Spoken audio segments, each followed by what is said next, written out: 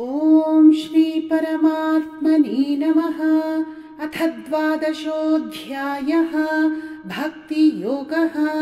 अर्जुन उवाच एवं सततयुक्ता ये भक्तास्त्वां पर्युपासते ये चाप्यक्षरमव्यक्तं तेषां के योगवित्तमाः।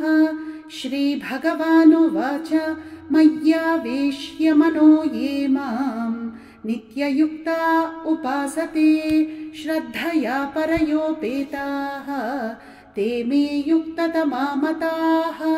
ये त्वक्षरमनिर्देश्यम् अव्यक्तं पर्युपासते सर्वत्र गमचिन्त्यं च कूटस्थमचलं ध्रुवं सन्नियम्येन्द्रियग्रामं सर्वत्र समबुद्धयः ते प्राप्नुवन्ति मामेव सर्वभूतहिते रताः। क्लेशोऽधिकतरस्तेषाम् अव्यक्तासक्तचेतसाम् अव्यक्ता हि गतिर्दुःखम् देहवद्भिरवाप्यते।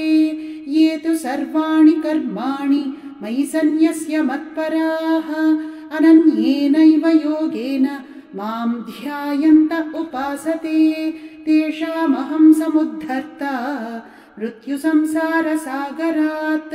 भवामि न चिरात् पार्थ मय्यावेशितचेतसाम् मय्येव मन आधत्स्व मयि बुद्धिं निवेशय निवसिष्यसि मय्येव अत ऊर्ध्वन्न संशयः।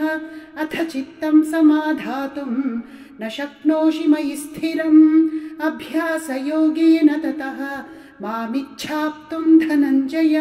अभ्यासेऽप्यसमर्थोऽसि मत्कर्म परमो भव मदर्थमपि कर्माणि कुर्वन् सिद्धिमवाप्स्यसि। अथैतदप्यशक्तोऽसि कर्तुं मद्योगमाश्रितः सर्वकर्मफलत्यागं ततः कुरु यतात्मवान्। श्रेयो हि ज्ञानमभ्यासात् ज्ञानात् ध्यानं विशिष्यते ध्यानात् कर्मफलत्यागः त्यागात् शान्तिरनन्तरम्। अद्वेष्टा सर्वभूतानां मैत्रः करुण एव च निर्ममो निरहङ्कारः समदुःखसुखः क्षमी सन्तुष्टः सततं योगी यतात्मा दृढनिश्चयः। मय्यर्पितमनो बुद्धिः यो मद्भक्तः स मे प्रियः। यस्मान्नो द्विजते लोकः लोकान्नो द्विजते च यः हर्षामर्षभयोद्वेगैः मुक्तो यः स च मे प्रियः।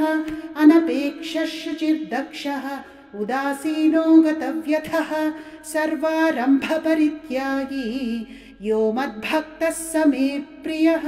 यो न हृष्यति न द्वेष्टि न शोचति न काङ्क्षति शुभाशुभपरित्यागी भक्तिमान् यः स मे प्रियः।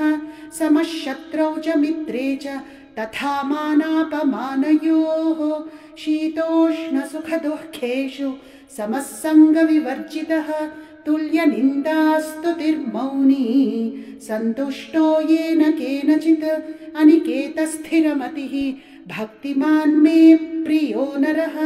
ये तु धर्म्यामृतमिदं यथोक्तं पर्युपासते श्रद्दधाना मत्परमाः भक्तास्तेतीव मे प्रियाः।